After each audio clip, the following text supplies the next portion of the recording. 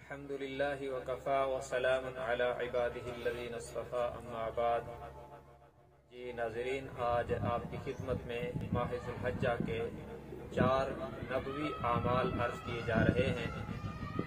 اگرچہ ماہ ذی الحجہ کے 10 دنوں کی فضیلت پر ہماری ایک مستقل تفصیلی ویڈیو موجود ہے، جس کا لنک آپ کو یہاں ڈسکرپشن میں ملے گا، آپ اس سے فائدہ اٹھا سکتے ہیں۔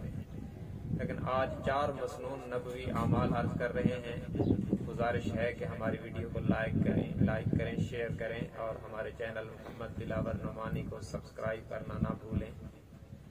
جناب نبی مکرم صلی اللہ علیہ وسلم نے ماہ ذی الحج کے متعلق 4 کام کرنے کی تلقین فرمائی ہے: تحلیل، تسبیح، تحمید اور تکبیر۔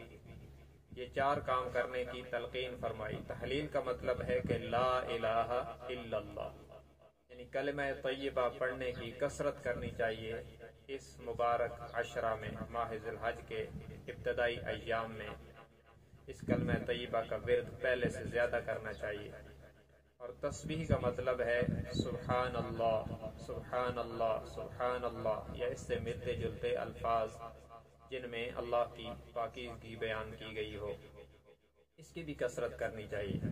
اور تیسرے نمبر پہ فرمایا تحمید۔ تحمید کا مطلب ہے الحمدللہ، یا اس سے ملتے جلتے وہ الفاظ جن میں اللہ تبارک و تعالیٰ کی تعریف اور حمد و ثنا بیان کی گئی ہو، ان الفاظ کی کثرت کرنی چاہیے۔ چوتھے نمبر پہ فرمایا تکبیر۔ تکبیر اللہ اکبر، یعنی اللہ کی بڑائی بیان کرنا، اللہ اکبر کہہ کر یا اس سے ملتے جلتے اور الفاظ کہہ کر جن میں اللہ تبارک و تعالیٰ کی بڑائی بیان کی گئی ہے، جیسے تکبیرات تشریق ہیں: اللہ اکبر، لا الہ الا اللہ، واللہ اکبر وللہ الحمد۔ باقی تکبیرات تشریق کے احکام کیا ہیں اور کب سے کب تک کہنی ہیں، مسائل کیا ہیں، اس پر ہماری ویڈیوز موجود ہیں اور ان کا لنک آپ کو یہاں ڈسکرپشن میں انشاءاللہ نظر آ جائے گا۔ اس کو سن کر بھی آپ ان مسائل کو معلوم کر سکتے ہیں۔ جزاکم اللہ خیرا۔ السلام علیکم ورحمۃ اللہ وبرکاتہ۔